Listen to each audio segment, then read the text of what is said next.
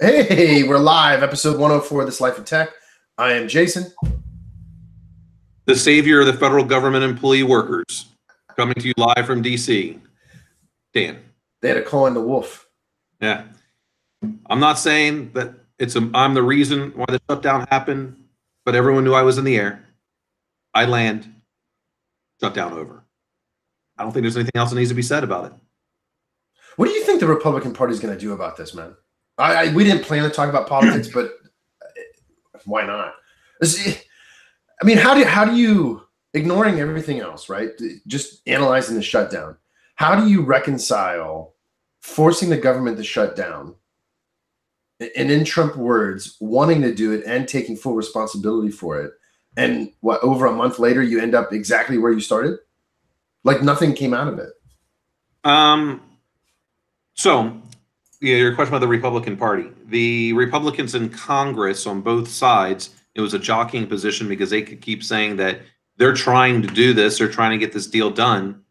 The president took ownership. I think it's pretty much a good foregone conclusion that President Trump will not win a re-election. So the Republican Party is going with a strategy to ensure that they keep as many seats in Congress and have an opportunity to win more seats in the House at the next election time for that. This way they can get back control. Because they can be seen as showing we were trying to negotiate, but the other side did not want to come to the table. Yeah, I think tactically that's how you have to position it, right? I mean, well, and here's the thing, and this is kind of the trend I see is they can't be observed as just all of a sudden distancing themselves from the administration because then they're traitors to their own party, right? Right. But they can tacitly stop supporting certain things, and I think that's the correct strategy, as you pointed out. Is it's more of, hey, we're trying. It's just look at what's going on. What are we supposed to do? I think that's their only salvation, and knowing that you ain't getting another Republican president for at least one cycle, if not two. Correct. You know, I 2020. The only thing we can hope for is that a decent Democrat president is elected, because it won't be a libertarian president. Or what would be even more interesting, President Trump doesn't even win the nomination. Yeah. Well, I mean, we're assuming that he's actually going to quote unquote run. You know what I mean? True. So let's keep that assumption. That would be the first time a sitting president did not win the party's nomination. Right. Yeah. As far as I remember. That could actually be what changes people's opinion of the Republican Party. I think it's one of their only courses to correct themselves, at least in public opinion. So, that's what I think is going to happen. But that is a pretty good segue we were talking about, in that regardless, I would believe, of people's politics, I cannot state that President Trump has done a good job in leadership. I don't fault him for wanting a wall. I think what I real fault him for, which I made my prediction that earlier in the year, we're not going to have a physical wall. If you want to do something, do it with technology. There's no reason why you can't have infrared, basically beams that are going across. Automate that stuff. Someone crosses the line, they cross the line. You deploy drones to follow that particular, group, individual, whatever have you, while Border Patrol is dispatched. Right? That technology exists and is far cheaper than building big infrastructure. But the part of the leadership where I am extremely concerned with is that you can have a vision. You have to be able to evolve your vision to today, and you have to be able to get people on your side to be able to carry it out. Because as a leader, you cannot be the one doing the day-to-day work to validate that your vision is being played out. If you are, then you can't stand back and see where certain things in your plan are failing because you're too heads down. You have to sit back and you have to watch. That's why people say, hey, you have to bring it up to 100,000-foot view, because if I can get it from up there, I can see everything. If I take it to 1,000-foot view, then I have a limited scope of what I'm able to do. And the president has not done a good job in both his party or across the table in getting them to understand why. Yeah, exactly. To simply state one data point is not enough. I mean, I get it. There are plenty of people out there who say don't have a wall, and I understand the reason why they don't want one. I also know the reason why they want something like that. The money to do infrared beams or whatever type of wireless transmission is far cheaper than something along those lines. And it takes the same thing. So that's unfortunately how I see President Trump at this time, and his two major strategic people in his cabinet have left. So you know what I think would be interesting, man? Because I think we can agree that there's a number of possible solutions to border issues that don't involve building a giant wall. I mean, whether it's technology like that, how about the out-of-the-box idea of why don't we develop that land? And then people don't necessarily have to cross it into past the border, just develop the land and build something there. I mean, maybe that's great for everybody. I bet Mexico would share in that. At least it's worth negotiation. And this is what I think people underestimate. There's only three types of relationships, especially in this kind of arena, as I can see it. Either you're negotiating, or you're tyrannizing people, or you're a slave to a tyrant. And that's it. That's how power in this type of structure is negotiated. And clearly, right now, the leadership isn't interested in negotiating. The administration, as far as I can tell, in this area is interested in tyrannizing. Well, you can't tyrannize 350 million people for long and get away with it. And so this is what I would find interesting from a leadership perspective. If I was part of, let's say, in specific, the Republican leadership, how about coming out and saying, hey, look, man, we tried something that was vastly different than anything we've ever done. It's massively failed. Here's our vision of what we want to try to do in the future. Here's why. That's always important, the why. And give us another chance. We screwed up. Sure. I believe every administration, if once elected, should have the opportunity to carry out what they believe their vision is. They only have 4 years. 4 years is not a long time. I find it extremely interesting if we go back a little bit in time. There are plenty of people that did not vote for the first President Bush. There are plenty of people that did not vote for President Reagan, President Carter, President Ford. Can you imagine one at that time to come out and say, well, not my president? You go back in the history books, you can say I didn't vote for someone, but the history books said President Trump was elected. I have news for all you people saying not my president, still your president. You lost. There's no such thing as a participation trophy. Your job as a citizenry at that point, yes, you can still question, but you have to give those that were elected an opportunity to carry out their vision. If you don't like it, well, vote again next time. Stop sitting at home crying about it and being on social media and saying, every time some little thing happens, you're like, oh my gosh, the world is ending. All these people thinking that the government people were not getting paid depends on which government agency. Yeah, it depends on which position.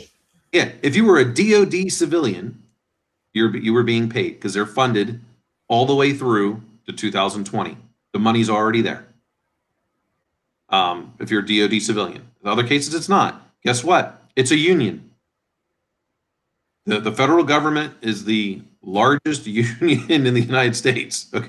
So, or if not the largest, one of the largest. Because I don't know how many exactly employees the civilian government has. They negotiated that. You don't like it? Leave. And all those people that chose not to show up to work, I don't know how they have a job. Yeah, that's a tough situation because by definition, that's abandonment. Yep. And, so is it because their own leadership did not explain to them when they signed on as a federal government employee? Right. That's a really good question. Well, I'll tell you, man, I don't know what your feelings are, but back in the day, I had a chance to go work for MITRE. And one of the big reasons why I ultimately said no was because I didn't want to be beholden to project sponsorship in this way.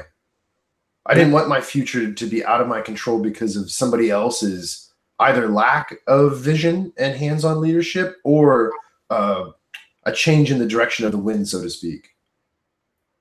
Yeah. And then this is the other thing I find extremely funny because I've never really seen one of the system integrators contracts. I don't know that there's a clause in there that says in the event that there's a government shutdown, I don't still get paid. Yeah, I don't know. I can't imagine any company wanting to sign something like that. Right, man. I mean, I would suppose if you're a boutique shop doing something very specialized, I mean, maybe you don't need to have that language or excluded that language because you can survive because your overhead's not that high. But if you're a big integrator, I don't know how you would ever allow that to happen. I don't know. But I think I think there's a big opportunity in general for some hands-on leadership now. I mean, and I think what you said is really critical to understand for people is the explanation of why. This is why we need to do this. You can choose to agree or disagree, but you can choose to be here or not be here. I don't know if I entirely agree with that, and here's why. There are, if you know what to do, you may always be employed. But if you know why you have to do something, then those people that know what to do will always work for you. There are probably more people that no matter what are not going to understand the why.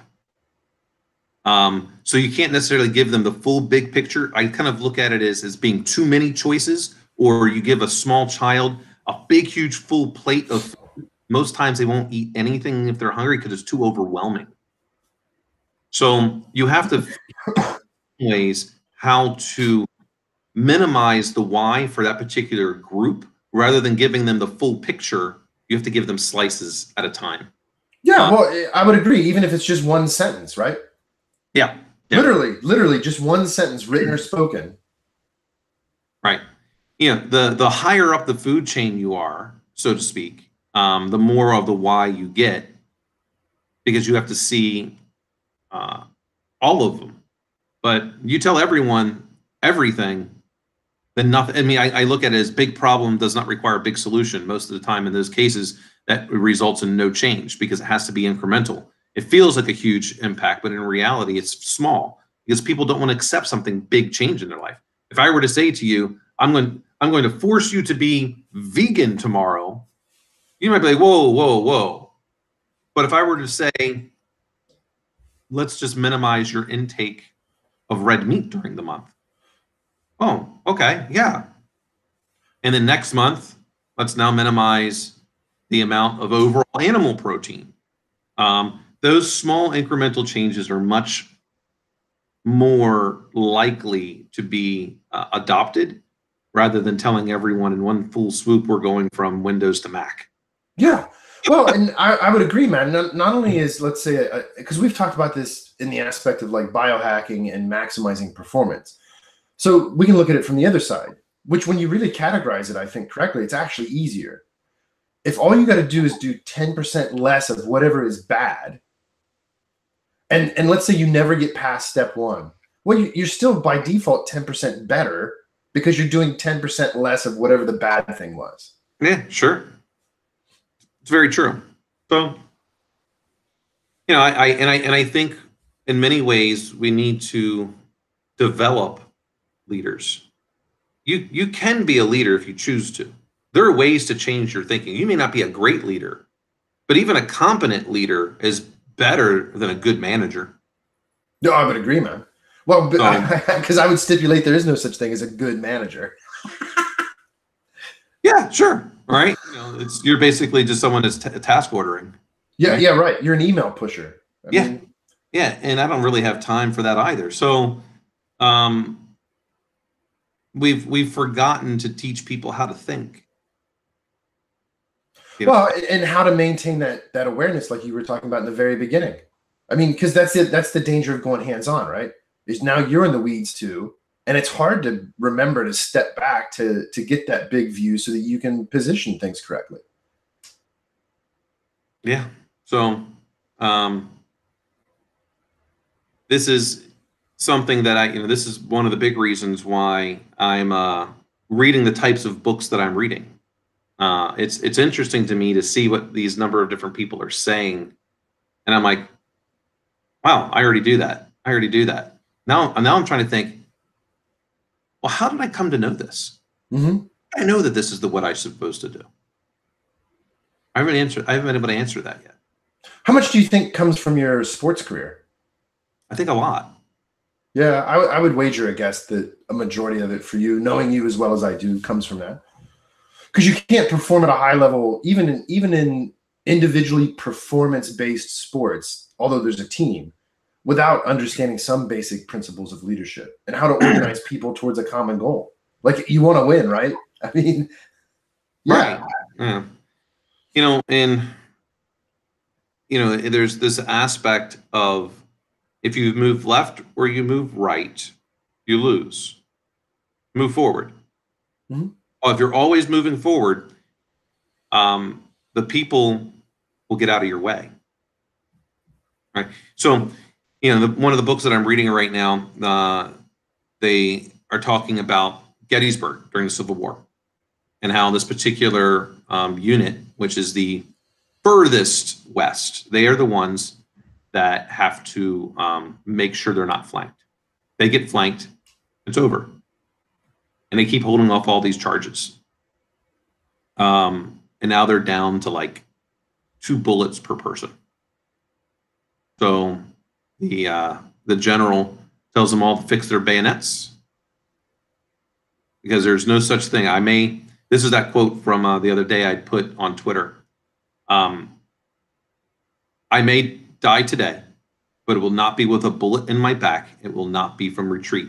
I am, as the Apostle Paul said, I don't remember the last part of it, but basically, I'm moving.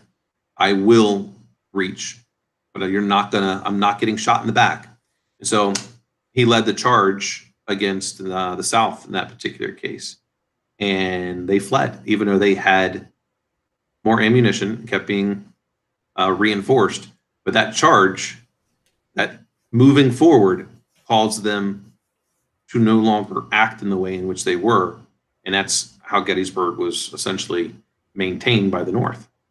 Yeah, well, and I think that speaks also to something we've been bringing up time and time again, which is the concept of forward momentum. And I think that's why small, even 1% changes over a long enough period of time. I mean, so like an idea is if you want more time to work on something to make yourself productive, not you, but in general for people, and you can use technology to help you track this, watch TV or play video games 10% less a day. Just 10%. Right? So you're talking about 6 minutes in an hour? Okay, so, but do that every day for a week, and then do that every week for a month, and then do that every month for a quarter. You know what I mean? And at the end of it, man, you have an enormous amount of time back, and it's just 6 minutes. I look at exercise the same way. Dude, riding a bike is hard. But if you can break it down into minute-based intervals and you just finish one, yeah, and you get momentum, next thing you know, you're halfway through. Well, who the hell wants to quit when you've already done half? You can't because you still got to go back. You have to go back the other half no matter what. That's right. That's right. So you put hell behind you, not in front of you, right? Yeah. And then that will propel you with the momentum. That's the general idea I have for it. I agree. And a lot of move forward. By moving forward, you can still course correct. Mm-hmm. Really difficult to course correct once you're already moving backwards. You're right, because there's only one way to go at that point, is just keep going back. Well, and we talked about this in the beginning before we turned the podcast on. That's what's dangerous about not doing things, is not doing things is easy. And it's so easy that once you not do something once, it's easier to not do it the next time. Right. That's why forward momentum has to be maintained. It's like these plants I got now, man. You got to take care of them or they'll just wilt and die. Very true. They will. They absolutely.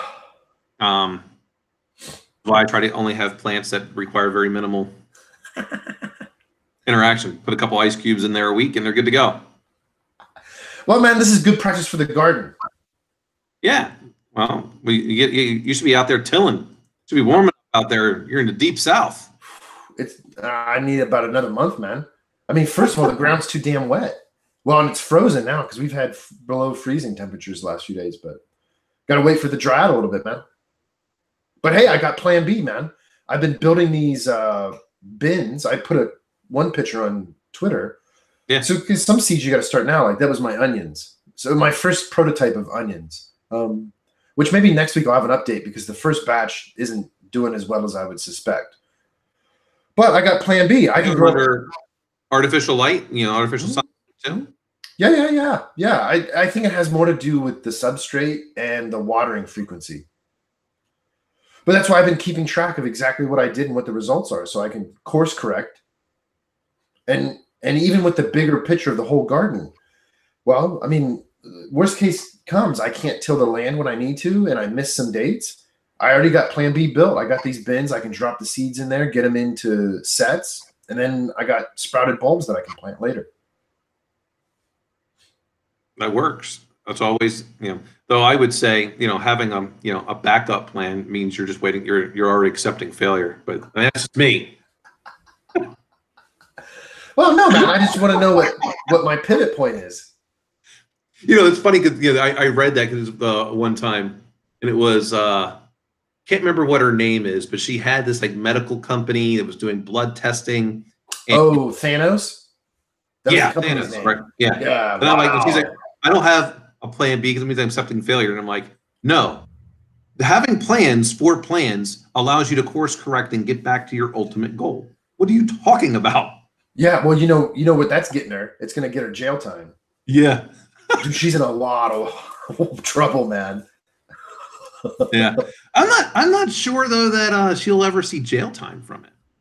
What's interesting is Martin Shkreli, who's currently serving time, did far less than she did. In fact, he made people money. She lost people money and medically harmed people. Did she medically harm them? Yes. How? Yeah. Dude, if I have cancer and your test tells me that I don't because it's flawed and you're faking the results and I die as a result of it, how are you not? Were the results faked or was the technology flawed? No, they faked data because the technology didn't work. Period. Did the FDA ever approve technology in the first place? I don't think they had FDA approval. And then how could they sell that in the medical community? That's the part where I'm going to, if the FDA, because having some knowledge in the area with medical testing and equipment and things of that like, if they had FDA approval, then I don't know that she'll see any jail time. Well, let's see. Did Theranos, that's what it is. Thanos is fucking Avengers. Theranos. It wouldn't surprise me because, Marvel's pretty much sucks outside of Wolverine anyway, so. I'm so glad Lily's into DC, man. We've been watching a lot of Justice League. Aquaman still sucks. But I didn't see the movie. It did really well, though. I did see the movie. The movie was pretty decent. I can't complain about that, but it's still Aquaman. All it does is talk to fish. They didn't need FDA approval for their testing. Really? Interesting.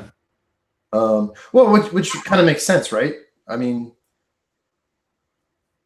so then that doesn't absolve them of culpability. I mean, if you sell somebody something with the promise that it's going to produce an effect and that effect isn't produced, surely, why couldn't they sue you? They can sue. I'm not saying they would win. That's civil. I don't know that she'll see jail time. Is kind of what I'm. Yeah, no, that would be civil. I agree, Yeah. except for the fraud part. That's a separate. Wait, no. Now I'm reading something that they did. I don't know. It's confusing, man. They did have an FDA approved test.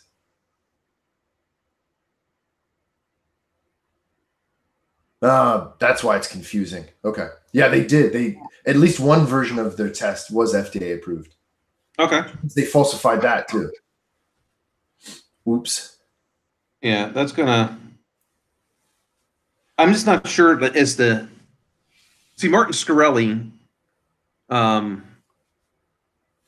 did some things that were against the SEC.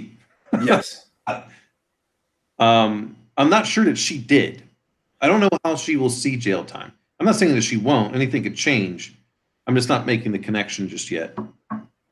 I agree with you. I don't think she necessarily will. I think she clearly could. Could. But if I was her, I would take my billions of dollars. I would be in the country anyway. She's back in Silicon Valley raising more funding for a new company, man. I know. I get it. Like, I've already got this money. I'm going somewhere where there's no extradition at this point. Right? And Yeah, I would. Money. I don't need a passport anyway. Yeah, I know. You and I would, but we're not thieves. We're not thieves. She's clearly a thief. True. Thieves. Thief. That's what I try to explain to people, that there is no honor amongst thieves. Understand that. You know what you're dealing with. That's right. And once you understand what you're dealing with, now it's your choice to deal with them accordingly. When it comes to people, if you know someone's motivated, if they're coin driven, if that's it, then you only have their loyalty as long and as deep as your pockets are, and as long as you understand that, you know what you're getting into. Man, if I was Mark Zuckerberg, I'd be having a shell company set up and funneling her some money to take the heat off myself.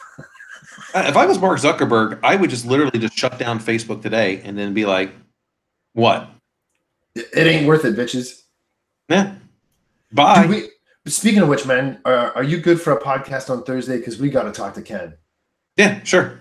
I gotta hear more about this music censorship with the Van Halen playlist, man. Because it makes a lot of sense because of those stupid AirPods. You know what? And so here's gonna be the funny thing. I bet you he goes out and buys those AirPods too that look exactly alike. There's no difference between any of them. I bet you he goes and buys them just because he's an Apple fanboy.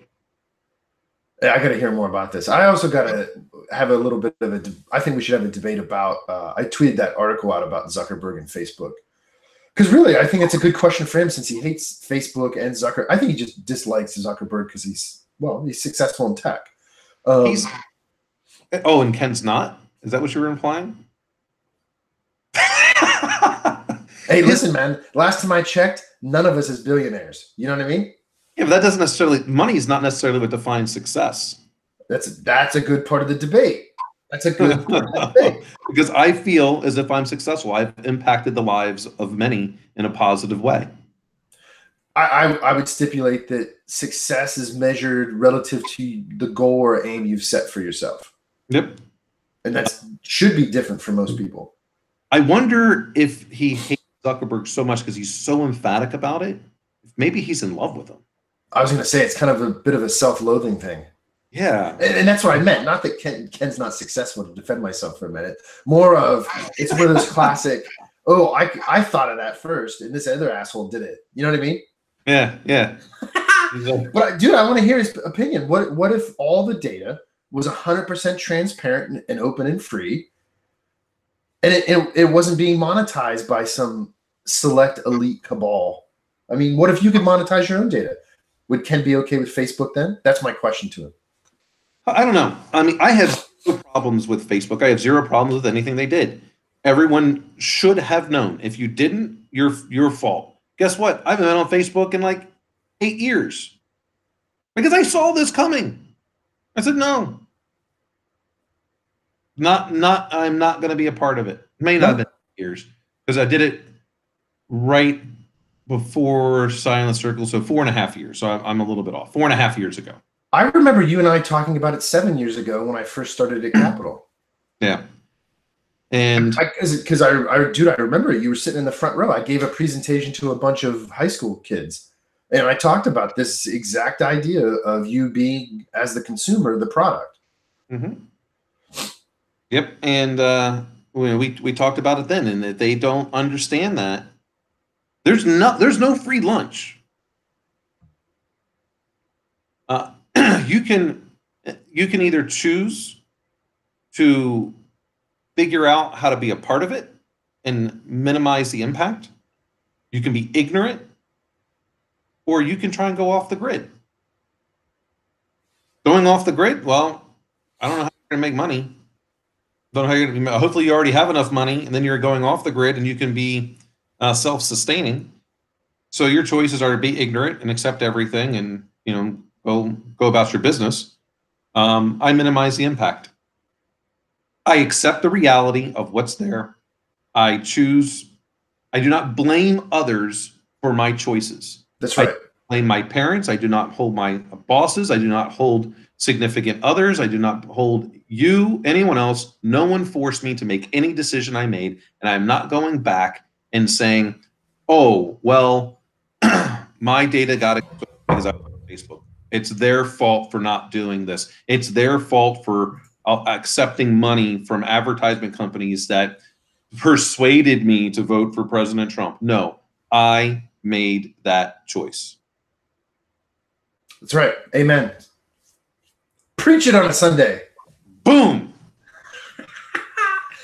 Oh, man. So it kills me when people say, well, this is why I did this. No, you know why I did this? Because I chose to do this. That's right.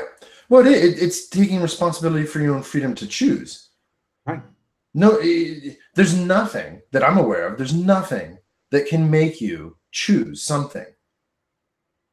You can be my choices. What's that? I will make the best choice I possibly can based on the circumstances. Right. As it is moving forward. No matter what, that choice to do something moves forward. I will always move forward. Always. I agree. And this is just, it sickens me to hear the amount of people that want to blame others for the choices that have been done. And I just kind of want to go, and that is why America is not great again.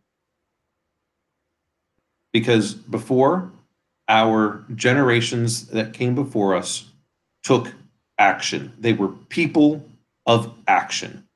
We are now a people of passivity and blaming others for the challenges that are in front of us. And it's a victim society. And that's why America is not great again. I agree with you, man. You know, the great example that people use, because I think it is a great example, is America era World War II. Well, it wasn't just that we had a war to fight against some grand evil, which I believe is true. It's more of the unification of the population towards a singular vision, and everybody was contributing in one way or another. I think it was like that even before. I mean, oh yeah. I think that's just the last big clear example of the truth of what you're saying. Sure.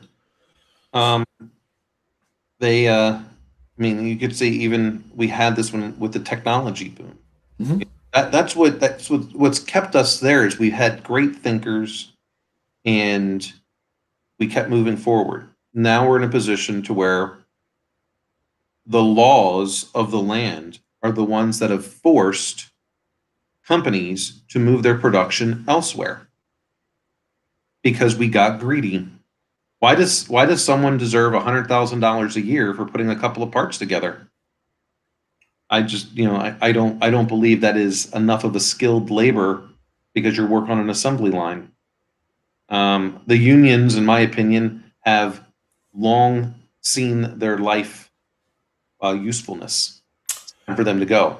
It's capitalist society. We have things like OSHA that were there for the union workers to begin with. The unions didn't have something like that. They needed to come together to make sure they had a safe work environment. Well, now we know we have safe work environments. Let the market decide. Yeah, Be too late I because agree, man. elsewhere, cat's out of the bag. I agree. I think I would stipulate that I think Damn, I don't unions. think you've ever agreed with me this much in any. Well, you know, a lot of times on politics, man, because we both lean libertarian. There's a lot of overlap. We might differ in some of the specific implementation, but look, like for instance, we'll end where we started. I think we agree that building a wall is foolish. It didn't work for the Chinese for long. Only a couple hundred years. To ain't long in just in the history of that society. Yeah, But but people forget that the reason for the the Great Wall of China was to let everyone know. It wasn't to stop them. It was to let them know in the event that you choose to cross this wall, you will be dealing with the temple, and we will be merciless. That's true. Well, and of course, the effect it had also at the same time, in addition to keeping the barbarians out, as it were, was also it created a prison for everybody inside. Let's not forget that. Yeah. Like for me, I would want, if it was me, I'm not looking at the wall to keep them out, because once they cross, like if it was my own personal wall, once you cross that wall, it makes it so much more difficult for you to retreat. Well, yeah. Well, and then you can get into the fact that their back is against a death ground, and now they're really going to fight. Yeah. So we can agree that the wall, as it's been envisioned for us on our southern border, is probably a bad idea.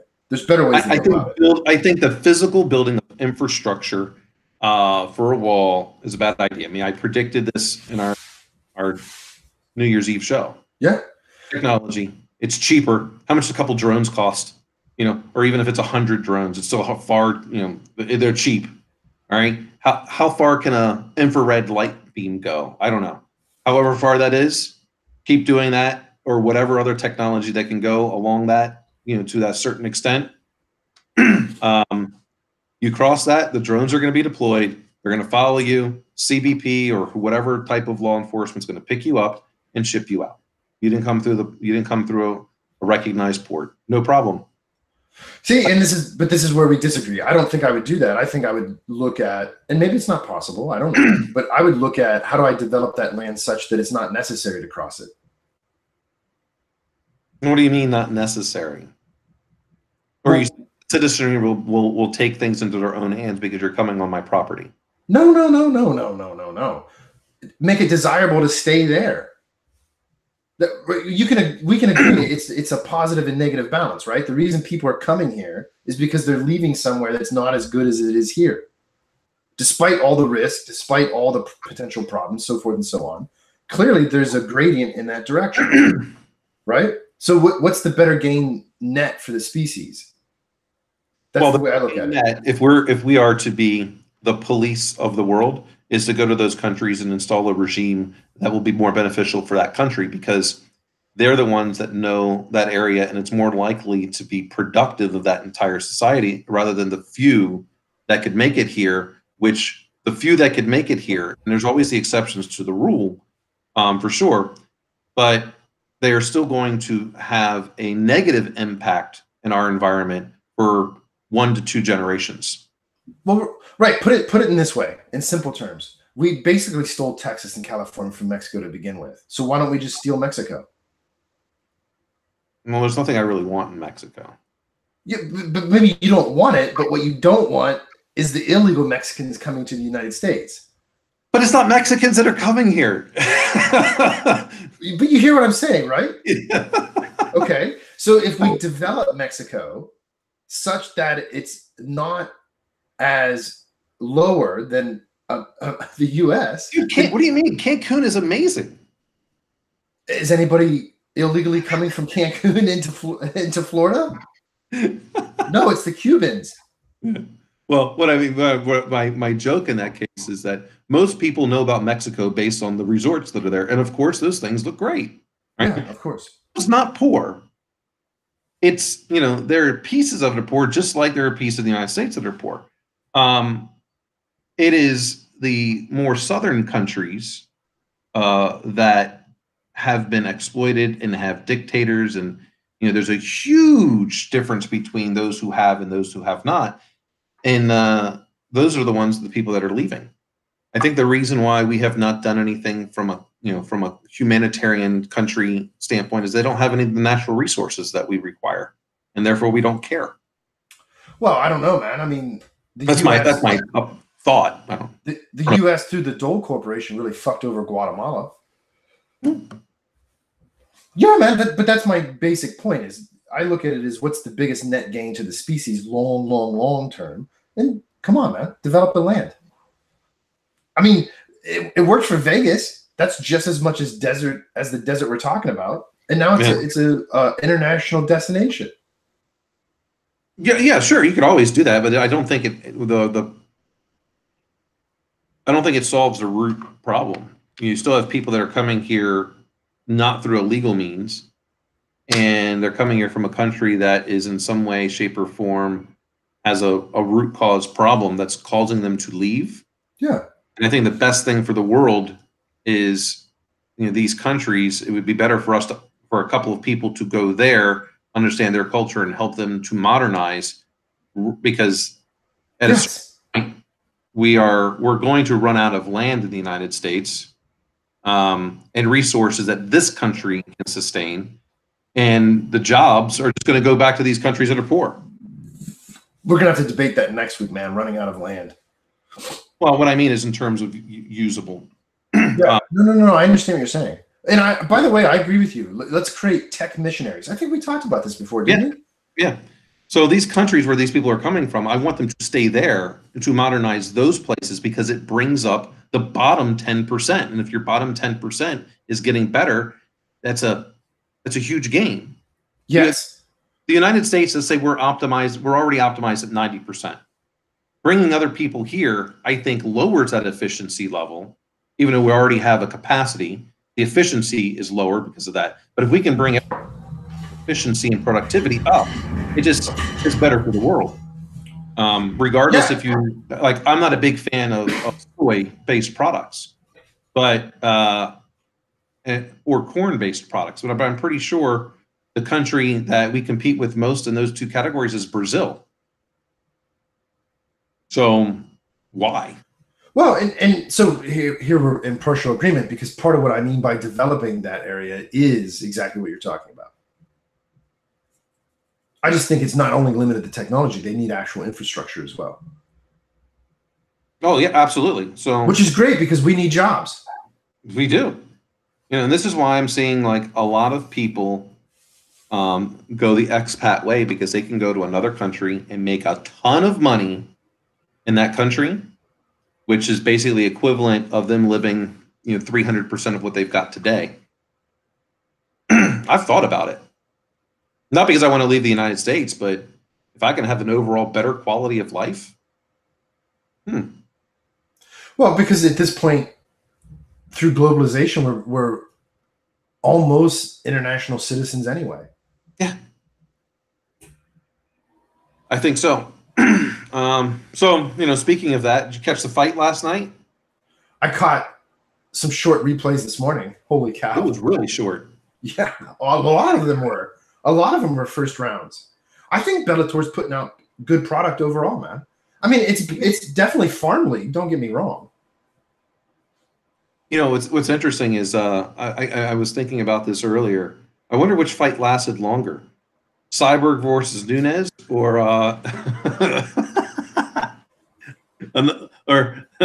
Fedor versus Bader. Bader. Yeah, I don't know, man. I'll tell you what, though. I'll tell you what's getting me excited is, at least via Twitter, Connor and Cerrone have agreed to fight.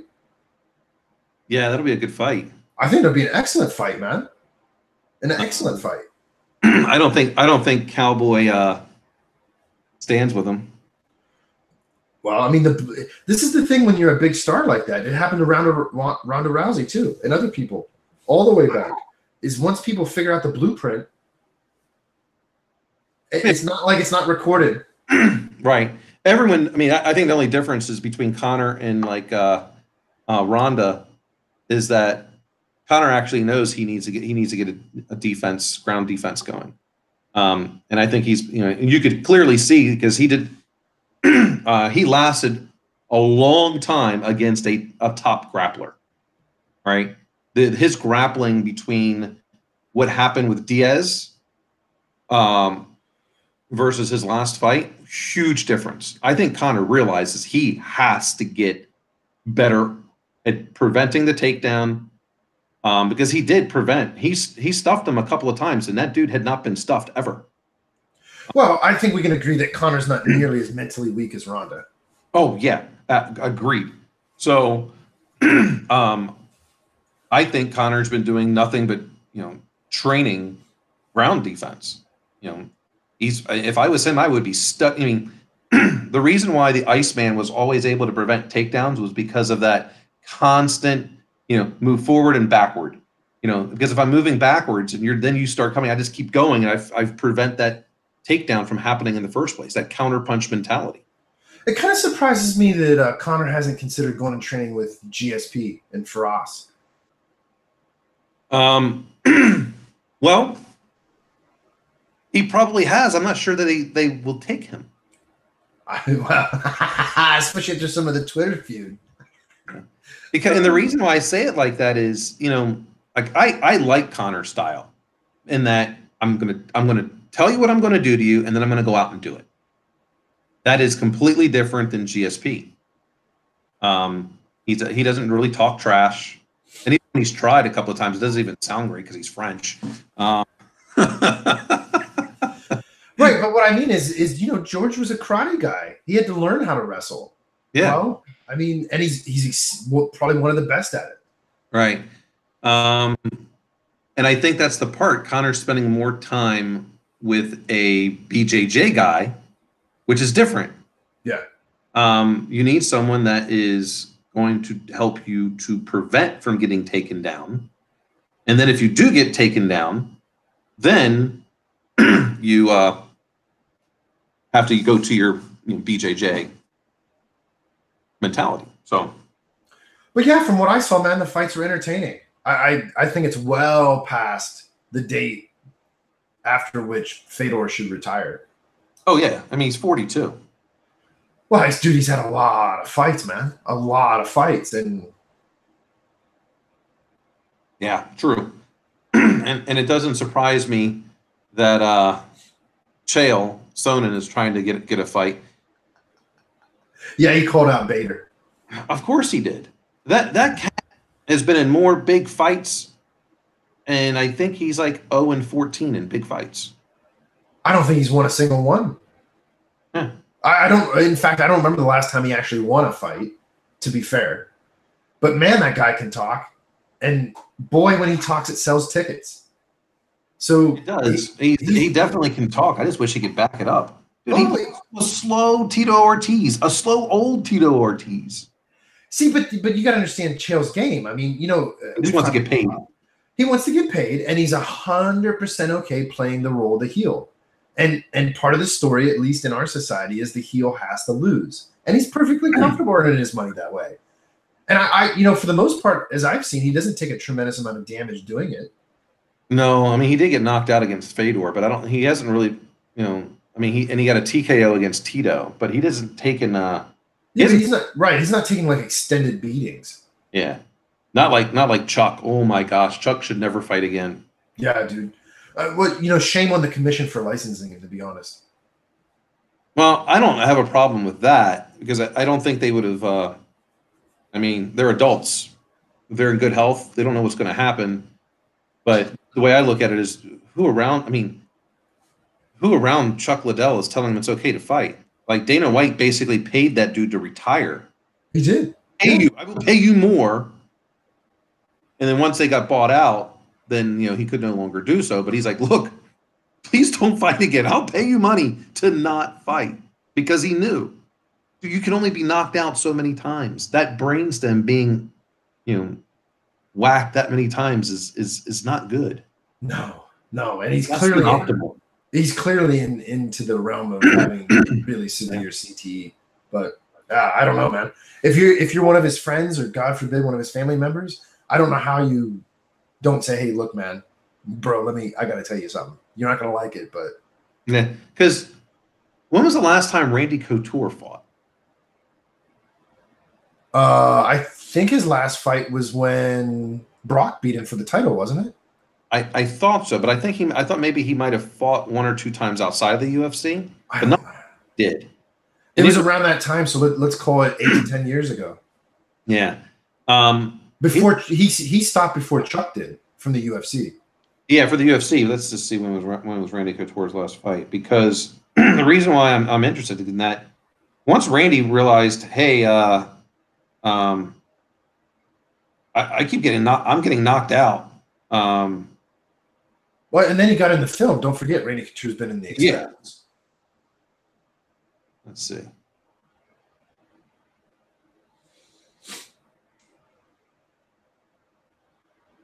His last fight, because he's 55 now.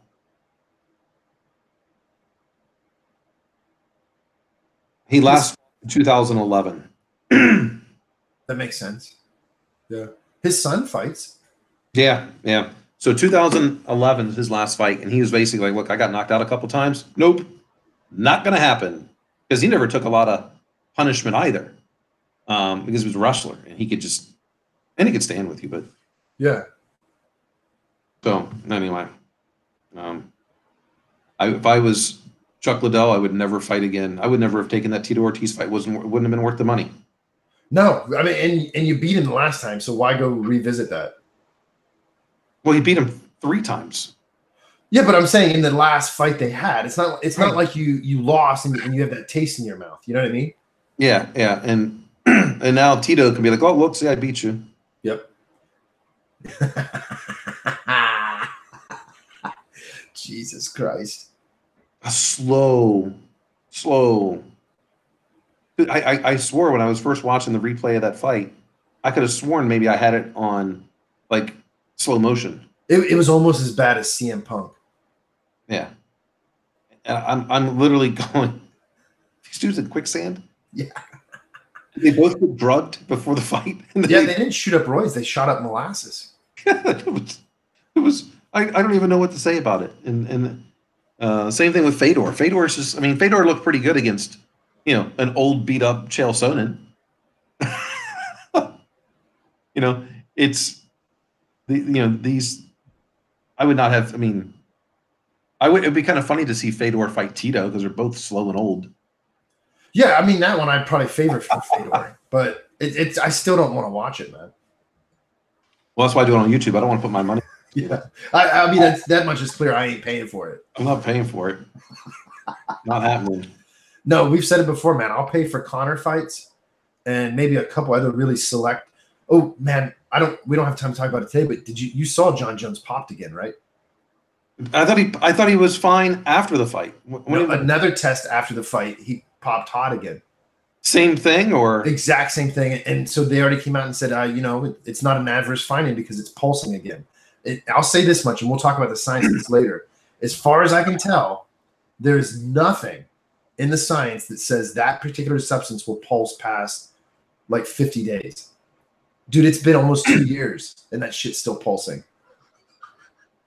Yeah, because he's still taking it, you dummies.